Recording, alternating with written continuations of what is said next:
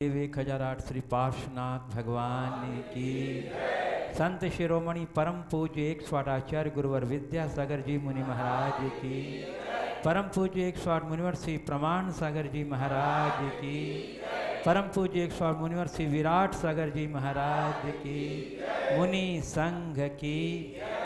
बंधुओं, संघ का समाधान का यह कार्यक्रम देश में नहीं विदेश में भी बहुत चर्चित और बहुत प्रशंसित है। इस कार्यक्रम में आप सभी आज यहाँ पधारे हैं।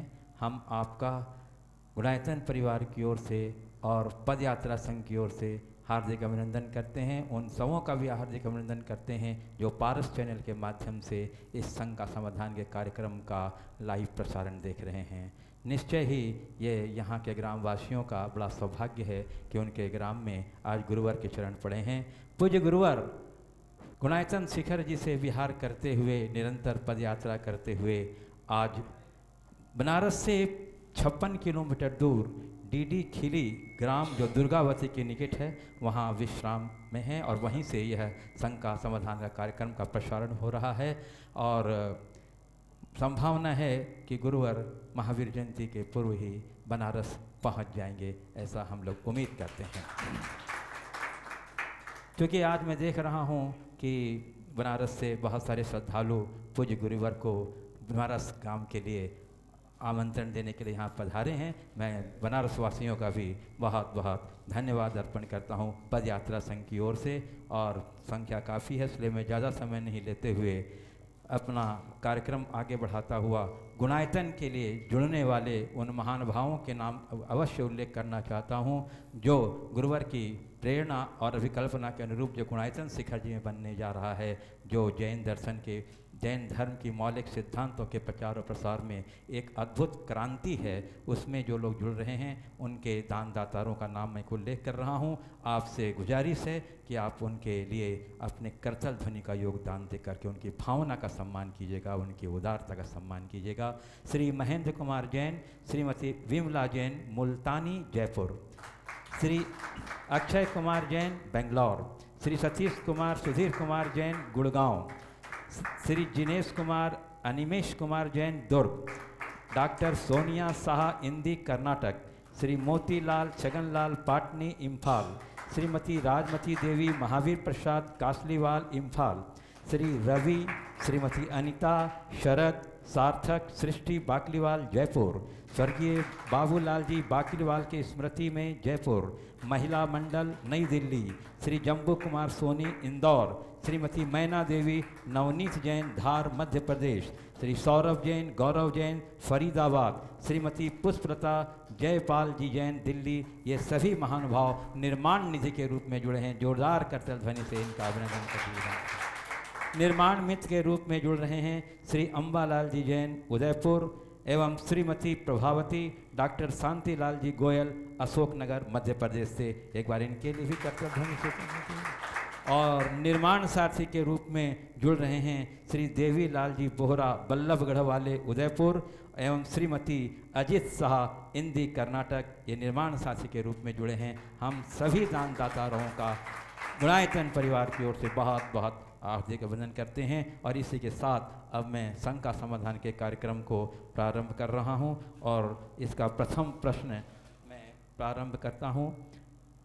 पूज्य गुरुदेव, आगरा से एक प्रश्न आया है श्रीमती सीलू पाटनी का कि आज व्रतों के अनुपालन में यह देखा जाता है कि लोग खान पीन की शुद्धता और छुआछूत की सोला के लिए बहुत सजग रहते हैं, परंतु इसके विपरीत भावों की शुद्धता एवं व्यवहारिक मूल्यों के प्रति उदासीन रहते हैं। क्या व्रतों की सार्थकता सिर्फ शुद्ध खान पान तक ही सीमित है?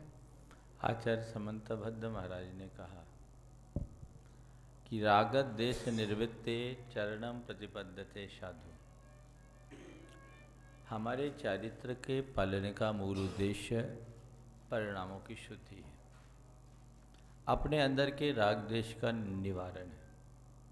वस्तुतः राग देश आदि विकारी भावों का निवारण करना ही वास्तविक धर्माचरण है। व्रत संयम जो भी पालन किए जाते हैं वो उस भाव शुद्धि के निमित्त से किए जाते हैं, वो उसके साधन के रूप में किए जाते हैं। और साधन को ही जब हम साध्य मान लेते हैं तो मामला गड़बड़ हो जाता है। कोई चीज़ है, उसकी सुरक्षा के लिए उसकी पैकिंग की जाती है। पैकिंग तो खूब हो और माल अच्छा ना हो, खाली डब्बा का कोई मूल्य होता है क्या? आपने अपने बाह्य आचार्य को तो परिष्कृत कर लिया, लेकिन अंदर से आप पोले रहे तो आपकी स्थिति खाली पीपे की तरह है, कोई काम की नहीं। इसलिए हर साधक को, आराधक को इस बात पर विशेषतया ध्यान देना चाहिए कि मेरा लक्ष्य क्या है। मैं संयम साधना के मार्ग पर लगा हूँ तो क्यों लगाऊँ?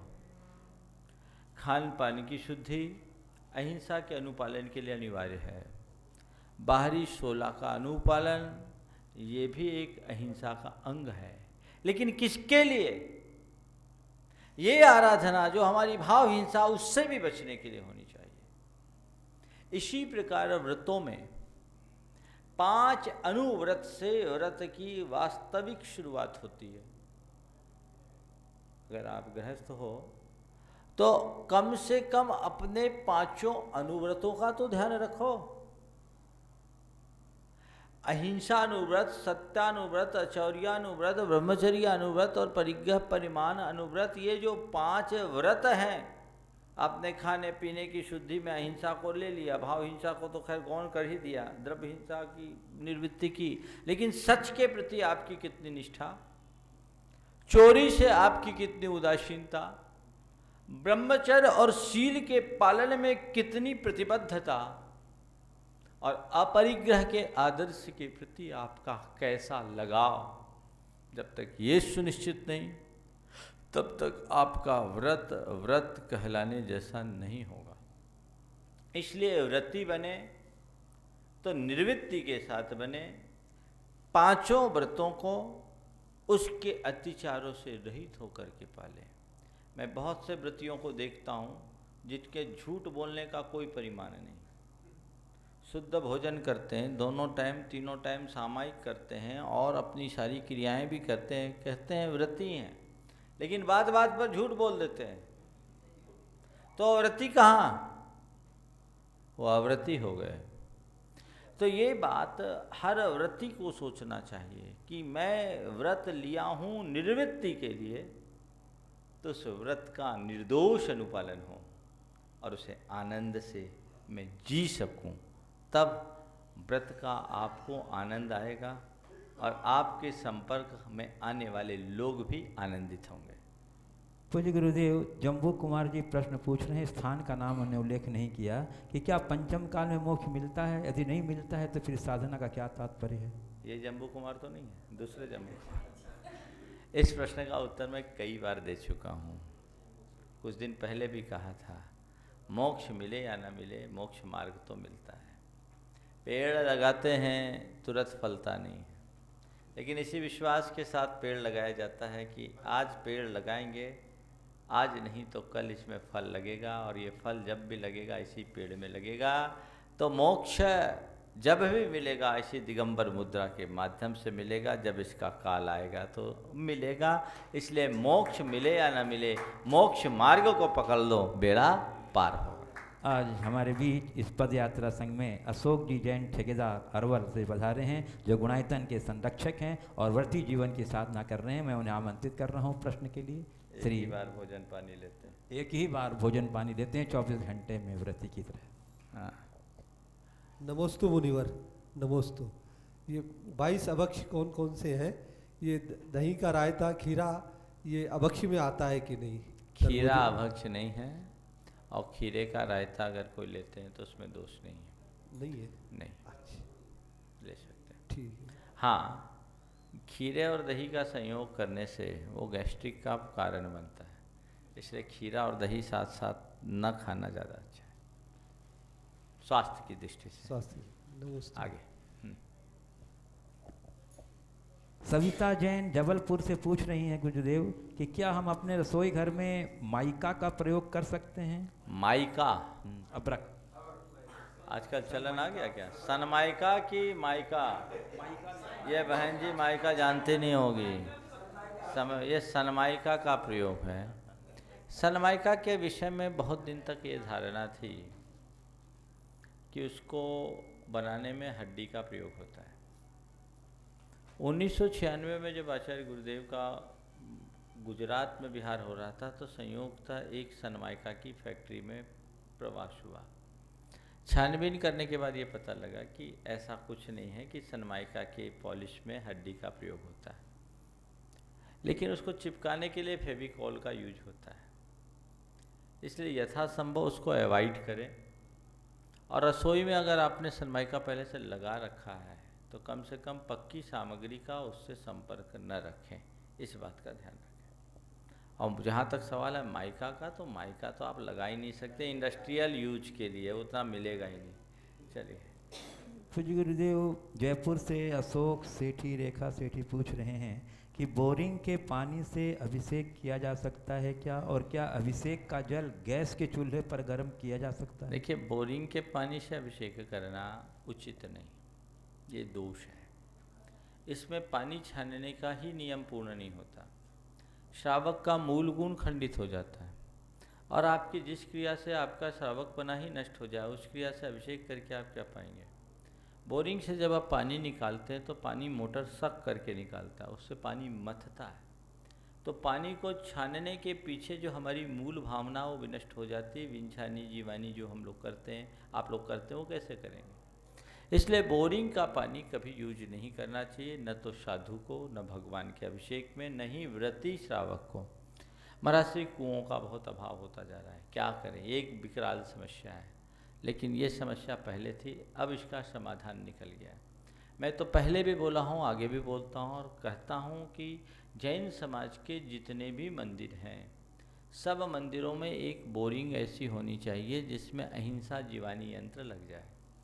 400-500 फुट तक की बोरिंग में अहिंसा जीवानी यंत्र लगा ले, और वो कहते हैं कि अगर आपने 8 इंच की या 7 इंच की केसिंग कर दी तो वो मल्टीपर्पज़ काम में आ जाएगा। उसमें आपका जो सबमर्सिबल पंप भी लग जाएगा और अहिंसा जीवानी यंत्र भी लग जाएगा। उस यंत्र की प्रक्रिया उन्होंने इतनी अच्छी बनाई है, 3 इंची की बाल्टी, 4 इंची चौड़ी बाल्टी, 1.5 फीट 2 फुट लंबी, एक साथ में 5 लीटर पानी तक आप निकाल सकते हैं। और वो उसमें नीचे बल्ब लगा रखा उनने, वो बाल्टी नीचे जाती है, बल्ब लगे रहने के कारण वो पानी के सतह के नीचे चले जाती, भर जाता, आप उसको निकाल लीजिए, और निकालने के बाद आप भर लीजिए, छान लीजिए।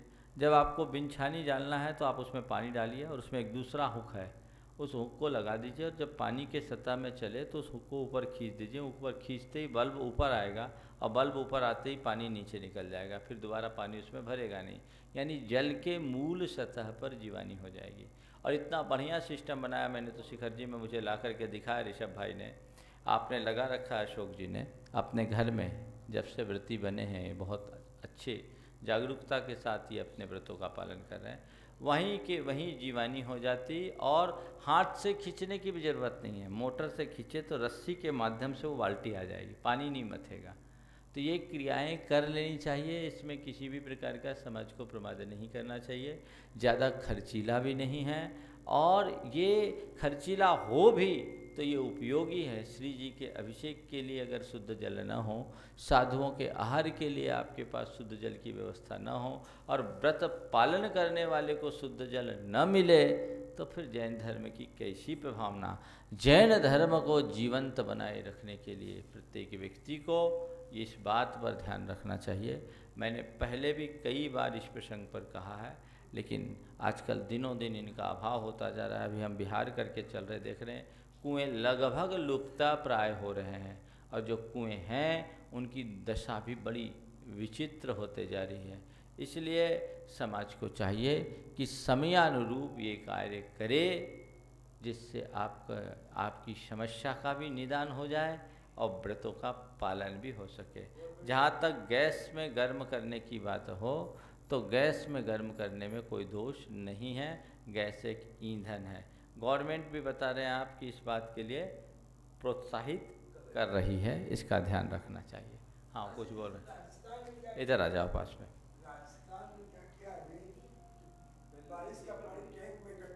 आप माइक लेके बोलो, नाम बोल दो।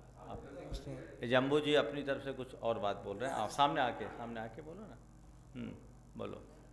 अभी राजस्थान में क्या गया है मंदिरों के उधर अंदर में, हाँ उधर देखो ना। हाँ बारिश का पानी टैंक में इकट्ठा किया हाँ, और उसका अभिषेक कर रहे हैं। वो टाँका कहलाता है, उसका टाँका कहते हैं। और ये टाँका की जो प्रोसेस है वो इतनी व्यवस्थित है कि उसमें कोई जीवोत्पत्ति नहीं होती।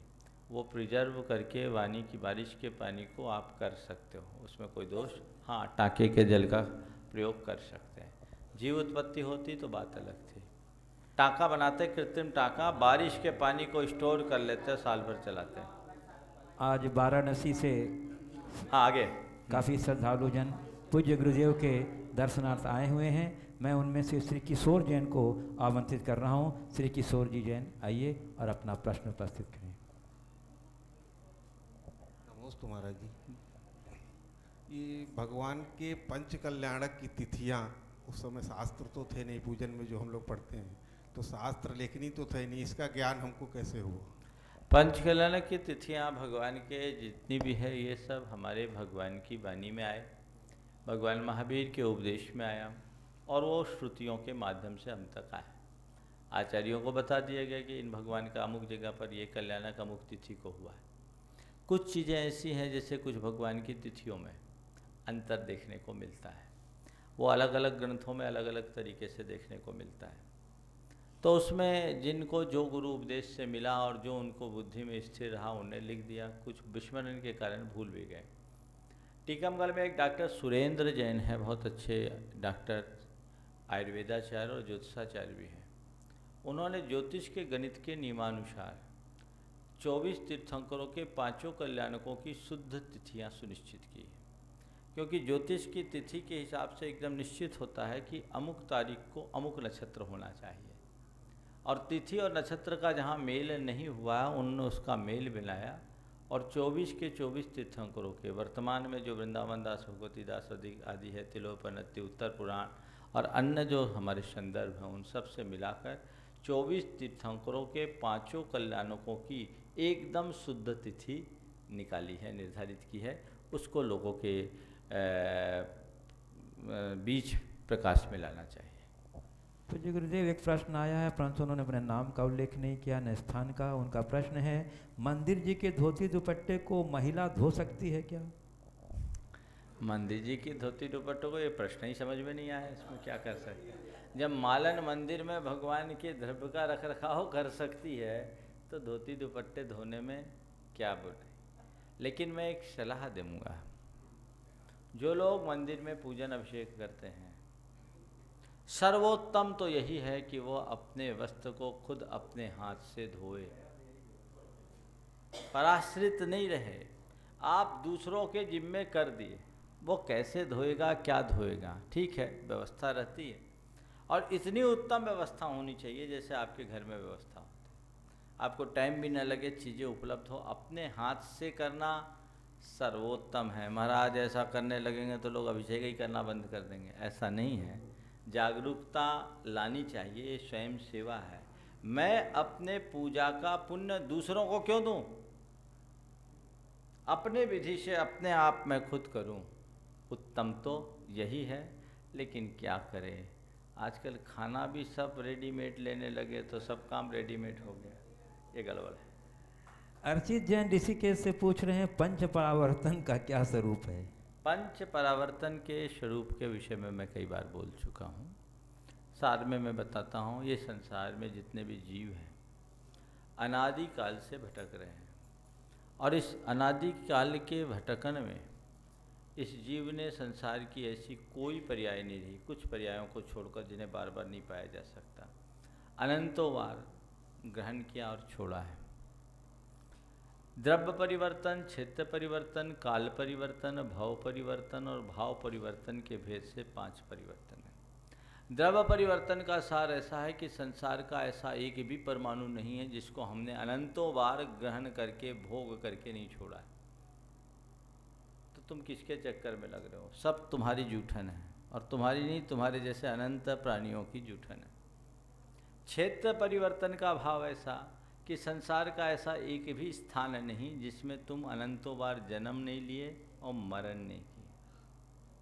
क्षेत्र परिवर्तन का दूसरा रूप कि संसार में ऐसी कोई अवगाहना नहीं जिसे तुमने अनंत बार ग्रहण की और न छोड़ी हो। इस घनांगुल के असंख्यातवें भाग मात्र सर्वजघन अवगाहना से लेकर 1000 योजन वाले मत्स्य की पर्याय तक के जितने प्रदेशों के विकल्प है, उतनी बार तुमने उन पर्यायों को ग्रहण किया है। काल परिवर्तन मतलब उत्सर्पणी और अवसर्पणी का ऐसा कोई काल नहीं। उत्सर्पणी और अवसर्पणी का ऐसा कोई काल नहीं जिसमें तुमने अनंतों बार जन्म नहीं लिया और मरण नहीं किया। भाव परिवर्तन माने नरक की 10,000 वर्ष की आयु से लेकर 33,000 वर्ष की आयु, स्वर्ग की 10,000 वायु से लेकर 31,000 वर्ष की आयु और मनुष्य तिर्यंचों की श्वास के 18वें भाग से लेकर 3 पल्ले तक की आयु में ऐसा कोई आयु का स्थान नहीं हुआ जिसे तुमने अनंतों बार ग्रहण करके नहीं छोड़ा। और भाव परिवर्तन ऐसे किसी कर्म के प्रकृति प्रदेश स्थिति अनुभाग बंध जो उसके योग स्थान है, कसाय स्थान है, इनको तुमने आज तक ऐसा कुछ नहीं छूटा जिसे तुमने अनंतों बार ग्रहण नहीं किया और छोड़ा। यानी तुम्हारी अनंत की कथा अनंत है। तुम इतने ज़्यादा दुखा पाए हुए हो, भोगे हुए हो, अगर उन सबका विस्तार से वर्णन करें तो रोंगटे खड़े हो जाते हैं। और यही द्रव्य क्षेत्र काल भव भाव रूप परावर्तन एक बार नहीं अनंतों बार हो चुका है। उस परावर्तन से बचने का एक ही रास्ता है, वह है रत्नत्रय के मार्ग को अंगीकार करो, मोक्ष मार्ग में आगे बढ़ो, आत्मा की पहचान करके कल्याण के रास्ते पर सफ़र करो। आमंत्रित हैं श्री आनंद जैन वाराणसी। आइए आनंद जी।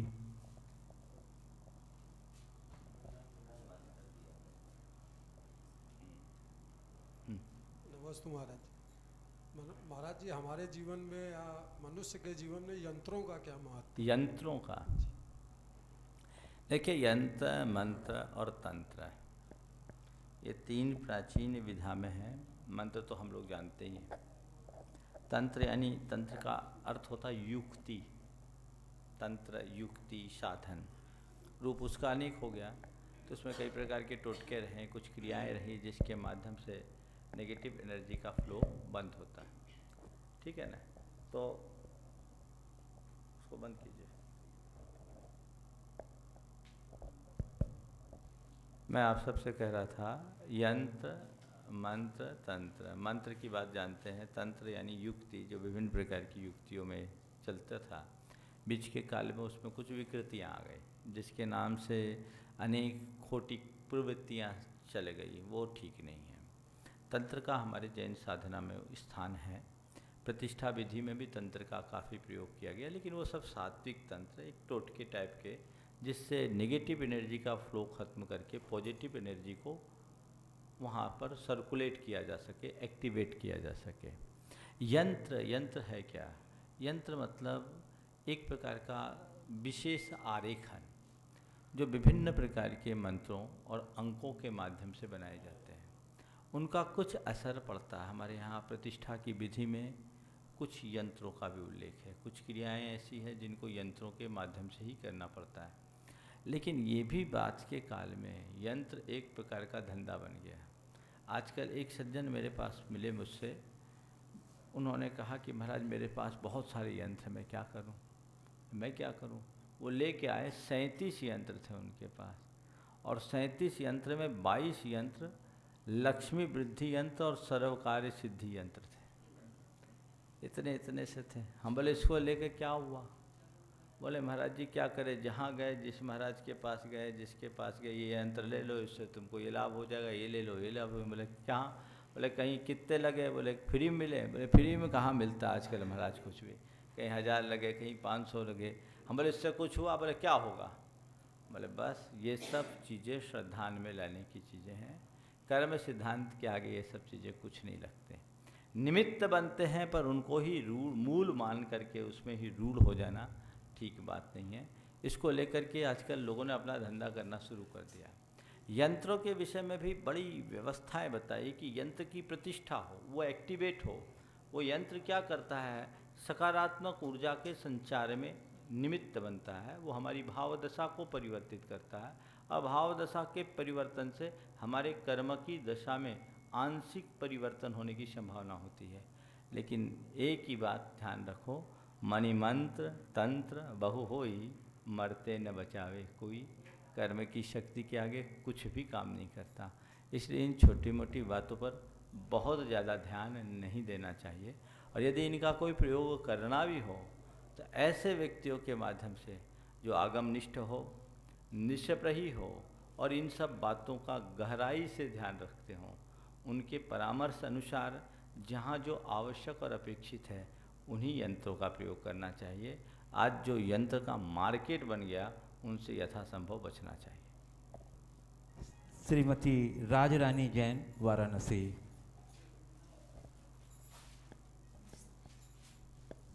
नमस्ते महाराज जी। महाराज जी, मेरा ये प्रश्न है कि जब सुनते हैं शहर में कोई साधु आ रहा है तो मन में इतना उत्साह उत्पन्न हो जाता है कि घर में कपड़े सूख जाते हैं और भजन तैयार होने लगता है और घर की व्यवस्था और चौके की व्यवस्था सब कुछ देखने की इच्छा होने लगती है। और कोई कोई साधु ऐसा रहता है, कमरे बैठते हैं, मंदिर जाते हैं तो दर्शन की भी इच्छा नहीं होती। मेरे कौन से कर्म का पाप या पुण्य है, ये बताइए। देखिए, साधु के नाम सुनने पर उमंग आना और साधु का नाम सुनकर उत्साहित न होना, इसके पीछे मुझे दो कारण दिखते हैं। यद्यपि गृहस्थ का कर्तव्य है कि साधु उसके मूल आराध्य हैं और उनके प्रति समर्पण और सेवा का भाव उसका होना चाहिए, लेकिन इसमें भी कुछ चीज़ें होती हैं। एक है धर्म और एक है पुण्य। धर्म हमको शांति देता है, प्रतिष्ठा नहीं, और पुण्य प्रतिष्ठा दिलाता है। पुण्य से ग्लैमर बन जाता है, पुण्य प्रताप देता है। तो साधु विशेष का या धर्मी विशेष का पुण्य कुछ ऐसा होता है कि वो आपको उत्साहित करता है, उमंग भरता है, वो आपको खींच लेता है। और कुछ साधु ऐसे होते हैं जिनका पुण्य थोड़ा क्षीण होता है, तो वो अपना प्रताप नहीं दिखा पाता, तो इसलिए मन उत्साहित नहीं होता।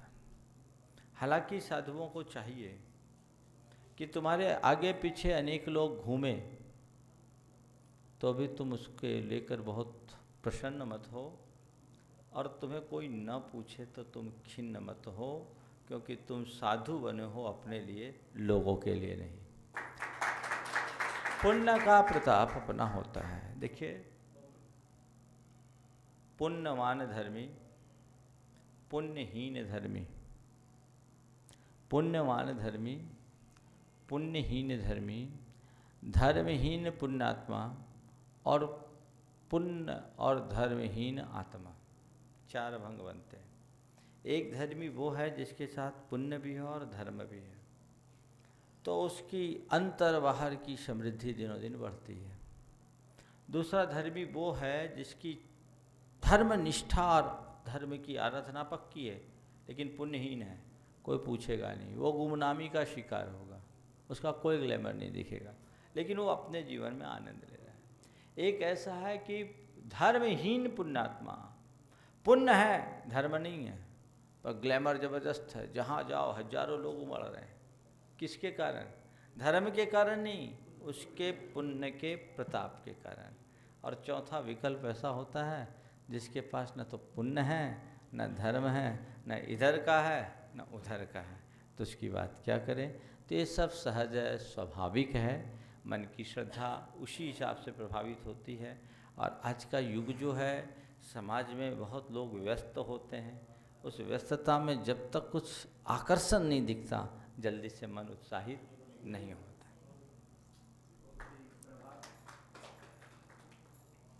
श्री प्रभात जैन, वाराणसी।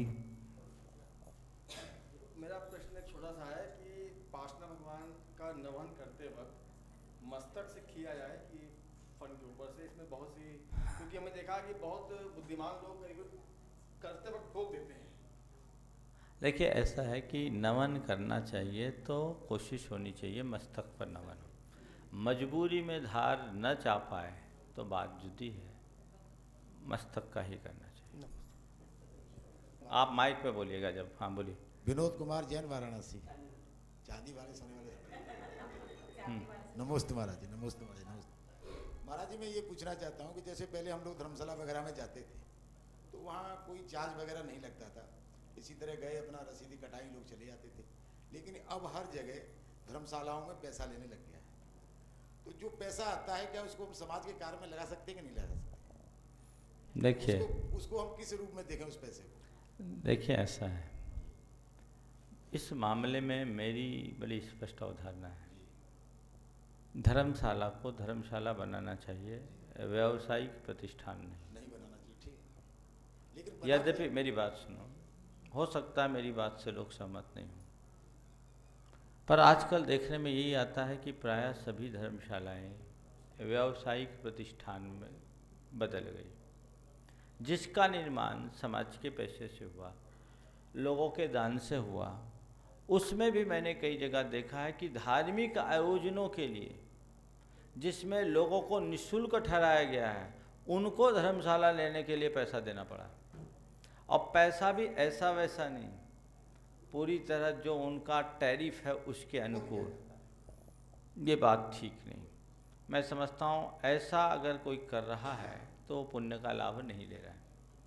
धर्मशालाओं में सुविधाएं पूरी होनी चाहिए, व्यवस्था की दृष्टि से जो मेंटेनेंस का खर्च आता है वो लेना चाहिए, उससे थोड़ा बहुत सरचार्ज भी ले तो ले ले, इसलिए कि उसका डेवलपमेंट हो। पर धर्मशाला के माध्यम से पैसा कमा करके दूसरे कार्य में लगाने की बात सोचना हमको थोड़ी कम समझ में आती है। इससे हमारे समाज का जो कमज़ोर वर्ग है वो थोड़ा प्रभावित होता है। इन्हीं सब बातों का अनुभव करते हुए मैंने गुनायतन वालों से कह रखा है कि कोई चार्ज मत रखो। सम्मेद शिखर में दिगंबरों को एक ही संस्था है जो आज भी फ्री ऑफ चार्ज यात्रियों को पूर्ण सुविधा के साथ ठहरा रही।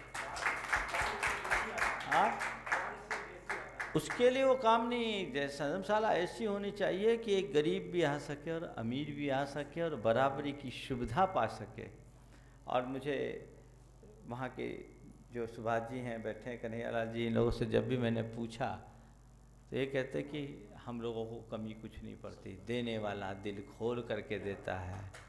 10 में से यदि 2 ने नहीं दिया तो क्या परवाह, 4 ऐसे भी होते हैं जो 10 का दे जाते हैं, हिसाब बराबर। ये दुकान खोल करके थोड़ी बैठे हैं, पर प्रायः सारे धर्मशाला वाले दुकानदार हो गए। सब धर्मशालाओं, ऐसी धर्मशालाएं जिसमें हम लोगों ने पंचकल्याणकों का रुपया लगवाया है, वहाँ की दशा ये देख के तकलीफ होती है। जो उसकी व्यवस्था करते हैं वो उसको अपनी बपौती जैसी बना लेते हैं, और इस तरह का नियम कानून बन जाता है कि एकदम आदमी को फिर पूरे उस तरह के रुपये पैसे देने पड़ते हैं। मैं तो ऐसा नहीं चाहता, और मैं कहना चाहूँगा सारी समाज से, जहाँ भी धर्मशालाओं के नाम पर आप पैसा दो, उनको कहो कि इसको धर्मशाला बनाओ, व्यावसायिक संस्था नहीं। मुझसे पैसा तुम 1,50,000 ज़्यादा ले लो, लेकिन बाद में मेंटेनेंस इसका उत्तम से उत्तम हो, इसे व्यावसायिक रूप से मत चलाओ। जब सरकार को आप टैक्स नहीं देते हैं तो जनता से इतना क्यों वसूलते हैं? ये भी तो गलत है। फिर या तो आप होटल कहो उसको, धर्मशाला कैसे कहोगे? जब उस तरीके से कर करके ये सोच कि इससे हमारी अधिक से अधिक अर्निंग हो, तो समाज को आपने क्या लाभ दिया? समाज को लाभ क्या मिला? समाज का गरीब व्यक्ति कहाँ से लाभान्वित हुआ? ये बहुत सोचना चाहिए। अब रहा सवाल, महाराज जहाँ आ रहा है अर्निंग, उसका क्या करें? तो पैसे का तो जितना अच्छा उपयोग कर सको करो, पर मैं उसे उतना बहुत प्रशस्त नहीं कहता, क्योंकि तुम जहाँ नहीं लेना चाहिए वहाँ से ले रहे हो और फिर दे रहे हो। इस पर पूरे देश में विचार होना चाहिए। हो सकता है लोग मुझसे सहमत हो या ना हो, लेकिन इस पर विचार तो होना ही चाहिए। हमको ज़रूरत क्या है? मंदिरों से लगी हुई धर्मशाला है, भगवान के बाल बच्चे तो है नहीं, किसके लिए पैसा चाहिए? हमारा मंदिर भगवान अपरिग्रही भगवान का है, तो संस्था के लोगों को भी अपरिग्रही रहना चाहिए। समाज में रुपयों की कमी नहीं होती, जब चाहे तब रुपये मिल जाते हैं। और मैंने एक चीज़ और महसूस किया शहरों में, इस व्यवसायिक मानसिकता के कारण धर्मशाला उन लोगों को भी ऊंचे दामों पर दे दी जाती है जो जैन सिद्धांत की धज्जियाँ उड़ाते हैं, जिससे जैन संस्कृति का विनाश होता है। जैन धर्मशालाओं में लोग मद्यपान करते हैं, जैन धर्मशालाओं में लोग रात्रि भोजन करते हैं, जैन धर्मशालाओं में लोग जमी कंदों का प्रयोग करते हैं। ये क्या पाप नहीं है? बगल में मंदिर है, वहीं ये सब कार्य हो रहे, रात्रि में विवाह शादी हो रहा, नाच गान हो रहा, आतिशबाजियाँ हो रही। ये जैन संस्कृति का खुला उपहास है। आपने बहुत अच्छी बात छेड़ी है। समाज को इस पर चिंतन करना चाहिए, देश भर के लोग इसे सुने, विचार करें। और कहीं भी कोई धर्मशाला का प्रस्ताव आए, वहाँ के लोगों को बोलो कि तुम करोगे क्या, पहले नियमावली बनाओ। पहले नियमावली होती थी, और जो नियमावली का अच्छे से पालन कराते थे उस कमेटी को उतनी अच्छा माना जाता था। अब ये देखा जाता है कौन सी कमेटी ने सबसे ज़्यादा पैसा कमा के दिया, बैलेंस शीट जो ज़्यादा दे वो अच्छी कमेटी। तो भैया तुम दुकान खोल करके बैठ गए, भगवान को भी व्यापारी बना दिया। ये चीज़ कतई अनुकरणीय नहीं है। हेलो, अब मैं वैसे व्यक्तित्व को आमंत्रित कर रहा हूं जो वैसे तो वृद्ध हैं लेकिन कृतियों से सदाबहार युवा हैं और इस पद यात्रा संचालन के संघ के नायक भी हैं, संयोजक भी हैं, श्री कन्हैयालाल जी सेठी, औरंगाबाद।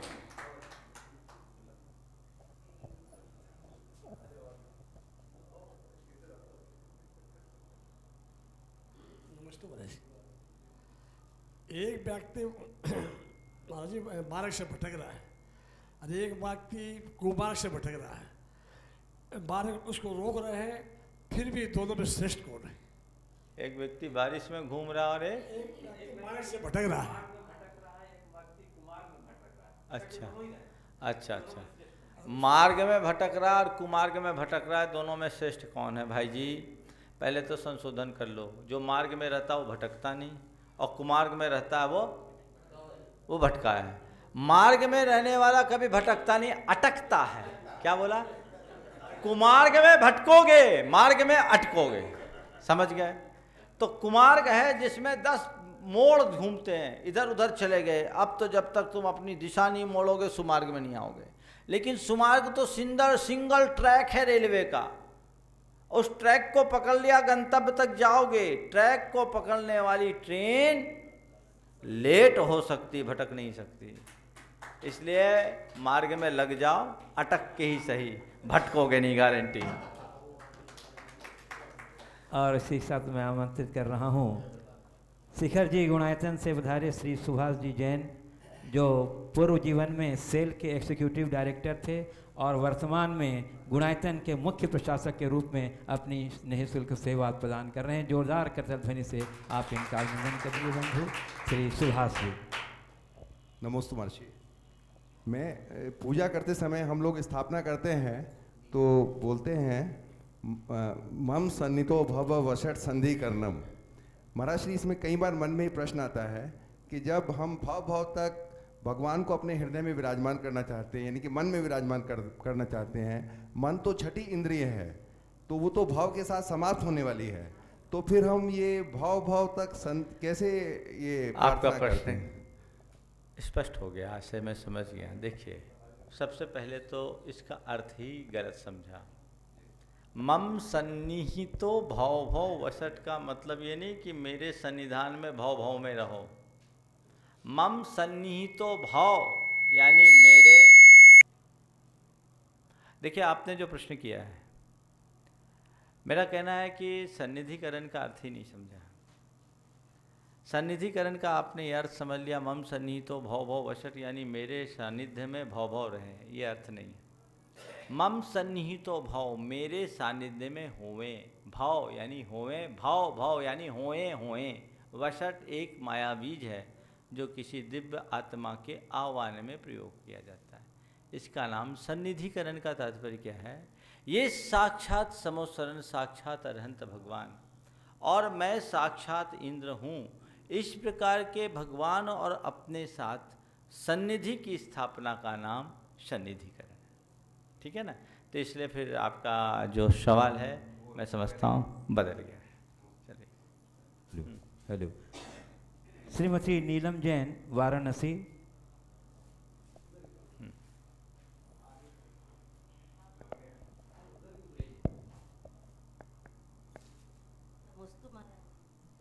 मेरा प्रश्न है कि ये नारी पर्याय किन कारणों से मिलती है और किन कारणों से छूट सकते हैं? अरे नारी पर्याय छूटने की क्यों सोचते हो, संसार से छूटने की बात करो, समझ गए? ठीक है। जो जिनमत से बहिर्भूत होते हैं, माया बहुल प्रवृत्तियाँ करते हैं और स्त्रैण गुणों में ज़्यादा रुचि रखते हैं, वो नारी पर्याय को प्राप्त करते हैं। और आप नारी पर्याय से मुक्त होने की बात करते हैं। नारी पर्याय से मुक्त हो जाओगे तो क्या हो गया? ये सारे पुरुष लोगों को आनंद है क्या? पूछो, तुम लोग सब सुखी हो गया? पुरुष बन गए, पुरुष बन जाओगे तो क्या हो जाएगा? मोक्ष हो जाएगा। तो पुरुष बनने के भाव मत रखो, सब वेदों से पार होकर अवेद सिद्ध अवस्था को प्राप्त करने का भाव रखो, जिससे जीवन का कल्याण हो। और उसका एक ही रास्ता है, रत्नत्रय का आलम्बन।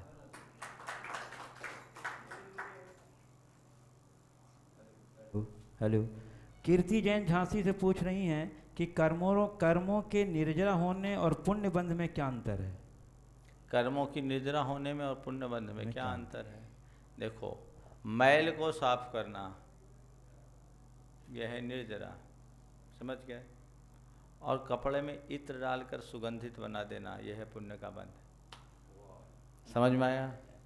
आपने कुछ अच्छा ग्रहण किया, ये ऊपर से डाला, ये तो पुण्य बंध, और अंदर की कलुषता को धो दिया, ये निर्जरा है। चलिए। श्री विपिन कुमार जी, जैन शिखर जी, जो इस पद यात्रा संघ में बड़ी सक्रियता से अपना योगदान दे रहे हैं, श्री विपिन कुमार जी। नमोस्तु महाराज जी।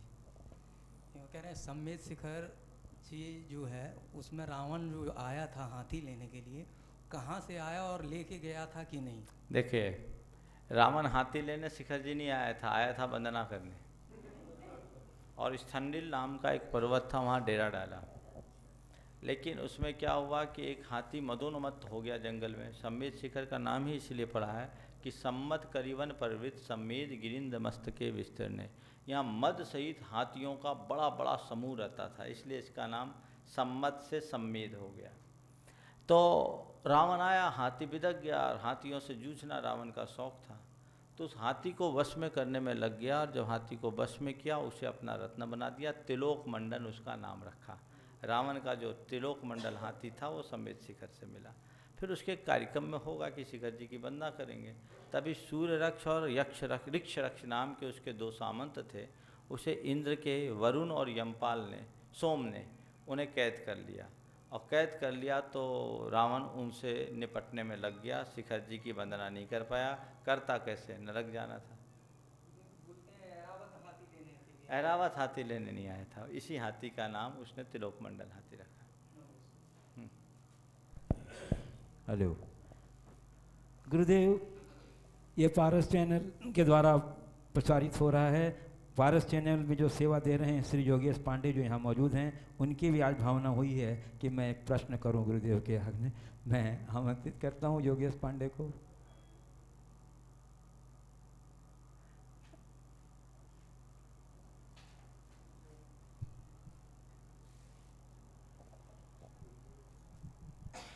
नमस्ते महाराज जी। जैन धर्म और अन्य धर्म में क्या फ़र्क है? जैन धर्म और अन्य धर्म में क्या फ़र्क है? एक लाइन में बोलूं कि अन्य धर्मों में भगवान अपनी सत्ता किसी को नहीं देते हैं, और जैन धर्म के अनुसार भगवान की सत्ता सबको मिल जाती है। समझ गए? हेलो, और अब मैं आमंत्रित कर रहा हूं उस शख्सियत को जो इस पूरे पद यात्रा के क्रम में अतिथि संविभाग व्रत में अपना बहुत ही सक्रिय और योगदान दे रही हैं श्रद्धा और समर्पण के साथ, श्रीमती चंद्रकला पाटनी रांची। लगातार निरंतर सुखर जी से और अभी तक वरदशील हैं। और जरा देखिए, जरा सा भी चेहरे पर सिकन नहीं, बहुत प्रसन्न है और कह रही बहुत अपूर्व आनंद आ रहा है। एक बार जोरदार कर देने से ही काबिल नहीं बनता। नमस्ते महाराज जी कहते हैं कि तोल मोल के बोलिए, तो कुछ ऐसा उपाय बताए कि जो हम अपने वचनों पर नियंत्रण रख सके। माइक तो खोल लीजिए,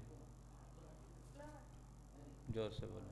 हाँ, कहते कि तोल मोल के बोलिए, तो कुछ ऐसा उपाय बताए कि हम अपने वचनों पर नियंत्रण रख सके। बहुत सुंदर प्रश्न किया है।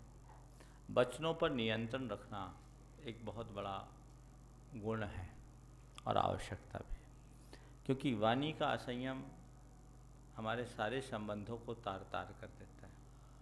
इसलिए वचनों पर नियंत्रण रखना चाहिए। अब सवाल है वचनों पर नियंत्रण कैसे करें, अपने वचनों के प्रति जागरूक रहें। कल जब सत्य व्रत की भावना की बात की जा रही थी तो मैंने एक सूत्र का उल्लेख किया था, क्रोध लोभ भीरुत्व हास्य प्रत्याख्याना ननवीची भाषणम च पंच। क्रोध पर, लोभ पर, हंसी मजाक पर, भय पर और आदत पर अंकुश रखना, ये सत्य यानी अपने वाणीगत संयम के लिए आवश्यक है। फिर भी आपने पूछा वचनों पर नियंत्रण करें, एक प्रयोग बताता हूँ।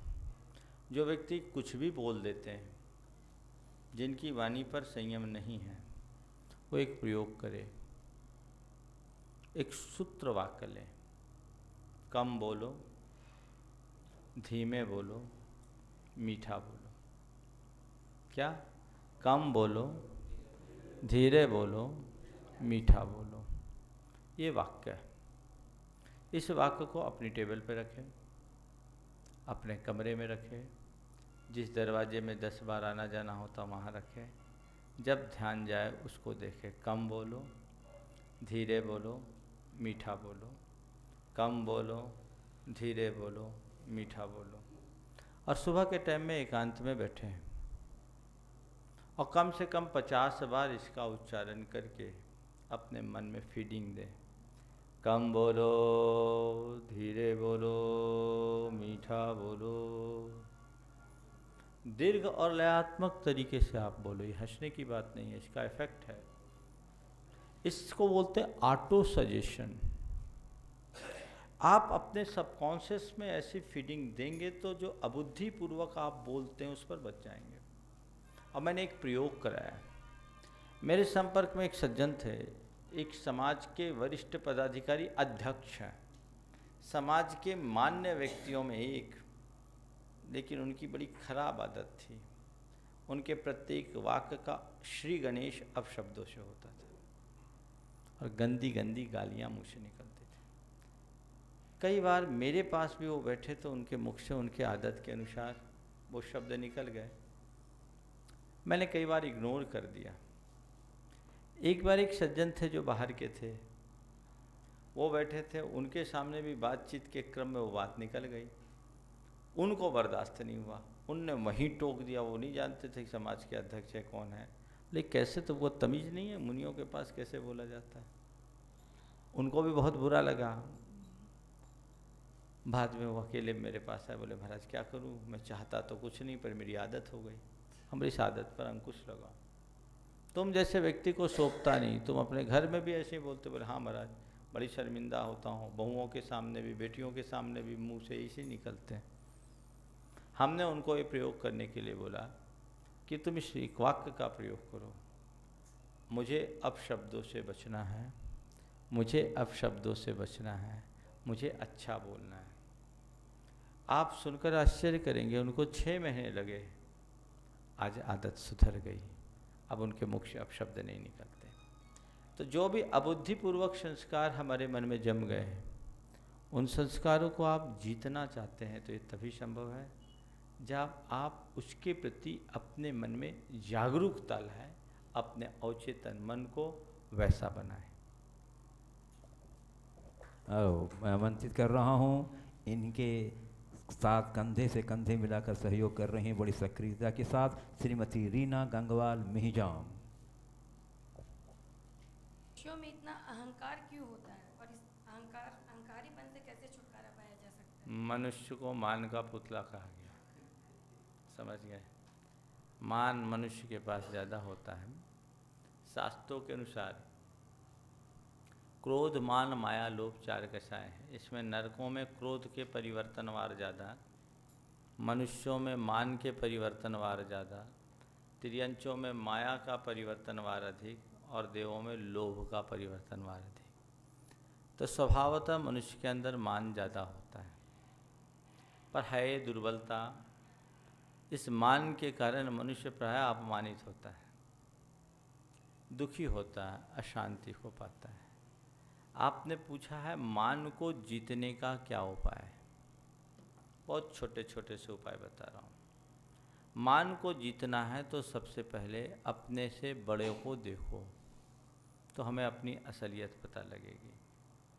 दूसरी बात, संयोगों की नश्वरता को समझो। जिनका मैं मान कर रहा हूँ वो कोई चीज़ टिकाऊ नहीं है, न धन, न संपत्ति, न रूप, न वैभव, न प्रतिष्ठा, न यश। आज है, कल रहे, न रहे, कोई भरोसा नहीं। ये सब के सब पुण्य पाप के खेल हैं, परिवर्तित होते रहते हैं। और तीसरी बात, विनम्रता को अपने जीवन का आदर्श बनाओ। जिनके जीवन में विनम्रता है उनसे कुछ प्रेरणा लो। मान पर काफ़ी अंशों में अंकुश लगाया जा सकता है। अल्टेनगंज श्री मनोज पहाड़िया जो इस पदयात्रा संघ में बहुत सक्रियता से अपना योगदान दे रहे हैं। आइए श्री। नमोस्तु गुरुदेव। मेरा प्रश्न ये है कि समाज में कोई परिवार विशेष धार्मिक रूप से ज़्यादा सक्रिय रहता है या ज़्यादा पूजा पाठ में अपनी अभिव्यक्ति रखता है या अपनी जागरूकता रखता है, लेकिन उसकी ज़्यादा जागरूकता के कारण अन्य लोगों को अनावश्यक कषाय का बंद होता और वो अपने आवश्यक धार्मिक क्रियाओं में संपूर्ण सहभागिता नहीं दे पाते हैं, तो उससे बचने का क्या उपाय है? भैया, किसी को गुलाब की सुगंध से एलर्जी हो जाए तो गुलाब लगाना बंद कर दोगे क्या? वो अपने नाक का इलाज कराए, गुलाब तो खिले। यदि तुम्हारे मन में उसके प्रति कोई भाव नहीं है और तुम्हारी धार्मिक गतिविधियों से किसी को तकलीफ होती है तो वो उनकी दुर्बलता है। उनको देखकर तुम अपनी गतिविधियों को कम ना करो। हाँ, इतनी सावधानी जरूर रखो कि तुम्हारे निमित्त से उनकी कसाय भड़ के उस परिस्थिति को यथासंभव टालो। श्री जम्बू कुमार जी गंगवाल जो ये पूरे पद यात्रा के संघ में बहुत ही सक्रियता से अपना योगदान दे रहे हैं और मार्ग में कहाँ इस यात्रा संघ का पड़ाव होगा, इस कहाँ पर रात्रि विश्राम होगा, कहाँ, वो सारी व्यवस्थाएं बहुत मुस्तैदी के साथ कर रहे हैं। एक बार जोरदार करते हैं धन्य से उनकी योगदान। जहाँ मंदिर नहीं है, जहाँ 4-5 जैन परिवार वहाँ मंदिर नहीं है, वो परिवार वो अपनी जैन क्रियाएं किस प्रकार से करें? सबसे बढ़िया 4-5 परिवार है और मंदिर नहीं है तो एक चैत्यालय बना ले, गृह चैत्यालय, पूजा आराधन करे और अपना धर्म ध्यान अच्छे तरीके से संपन्न करो। क्योंकि बिना भगवान के दर्शन पूजन के भोजन ग्रहण करने वाले के लिए कहा गया उसका मनुष्य जीवन निष्फल है, उसका गृहस्थी होना व्यर्थ है, करना चाहिए। अनिल काला उपस्थित हैं, आइए। अनिल काला हैं क्या? है ना? हाँ, अनिल काला जी। हाँ। नमस्ते महाराज। आगे आ जाओ। नमस्ते महाराज श्री। सबसे पहले तो हम लोग भाग्यशाली है कि आपके बिहार का सानिध्य हम लोगों को मिला। विडंबना यह है कि यह मार्ग जो सबसे बिजी मार्ग है साधु संतों के पारसनाथ जाने के लिए, इस मार्ग में साधु संतों को विश्राम के लिए, आहार के लिए कहीं भी ऐसा पॉइंट नहीं है जिस पे भी साधु संतों को आहार करवाया जा सके, विश्राम करवाया जा सके। तो मैं आपके माध्यम से यह एक समाज से अपील करना चाहता हूँ कि क्या इसकी कोई कमेटी बना के, सामाजिक कमेटी बना के कहीं ऐसी व्यवस्था की जा सकती है कि साधु संतों का विहार बिना किसी विलंब से हो जाए।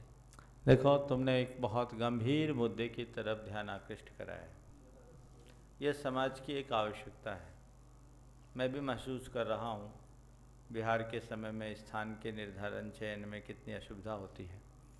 हालांकि स्थान तो मिल जाता है पर कई बार साधुओं को अपने स्वास्थ्य के उपरांत भी कार्यक्रम को आगे पीछे करना पड़ता है। ये राजमार्ग है और साधुओं को सम्मेद शिखर की वंदना के लिए प्रायः आना ही होता है। कई प्रकार की असुविधाएं होती है। कुएं की तो एक बहुत बड़ी समस्याएं होने लगी है, तो जो अपने निर्दोष व्रत का पालन करना चाहते हैं उनको बहुत दिक्कत होने लगी। जैन समाज को इसको बहुत गंभीरता से लेना चाहिए और कुछ साधु विहार अवस्थितिका के रूप में इस तरह के कुछ कार्यक्रम हाथ में लेने चाहिए और इन सब बिंदुओं पर गंभीरता से विचार करके, ताकि किसी भी प्रकार की भविष्य में कोई दुविधा खड़ी ना हो और हमारे साधु वृंदों के विहार में किसी प्रकार की असुविधा ना हो, ऐसा प्रयास समाज को करना चाहिए। ये बहुत पहले हो जाना चाहिए। आज फिर भी स्कूल्स वगैरह की उपलब्धता तो हो जाती है, लेकिन कई बार परेशानियां भी होती है और देख रहे हैं अनुकूल स्थान नहीं मिलता, स्थान अनुकूल नहीं रहता, ज़्यादा दूरी पे चलना पड़ता है, सड़क अत्यंत व्यस्त है, दुर्घटनाएं भी बहुत होती है। तो इसको लेकर के पूरे देश भर की जैन समाज को सोचना चाहिए और एक इस कार्यक्रम को सार्थक पहल के तहत आगे बढ़ाना चाहिए।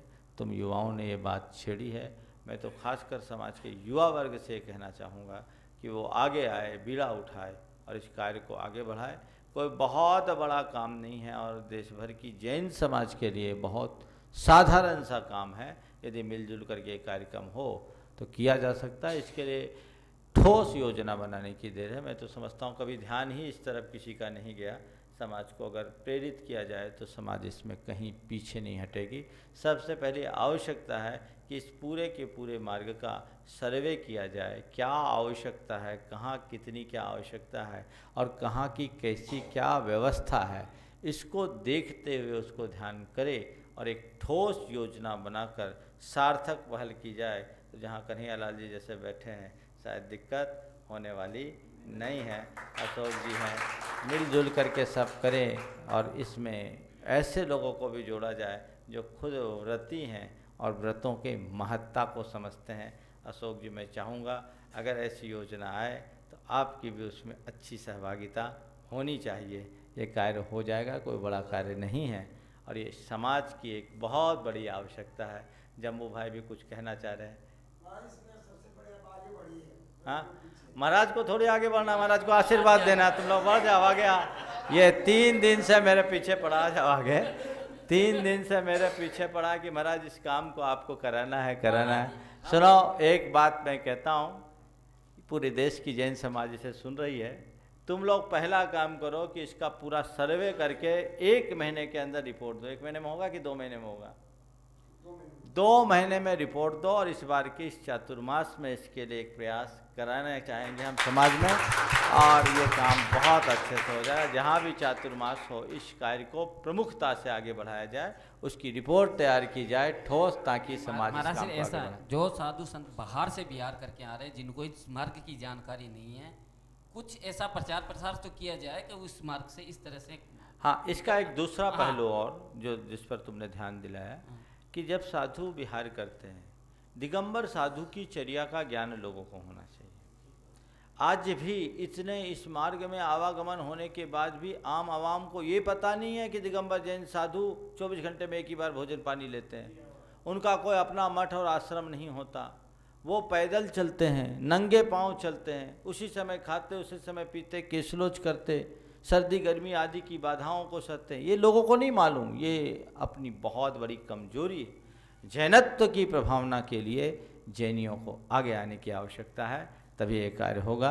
तुमने आज ये बात छेड़ी है, समाज में इस पर चर्चा होगी, परिणाम जरूर आएंगे और ये कार्य समाज को करना ही चाहिए, जितनी जल्दी हो सके करे। इस प्रकार समय आज सबका हो गया। मैं अपनी को विराम दे रहा हूँ। बोलिए परम पूज्य आचार्य गुरुवर श्री विद्यासागर।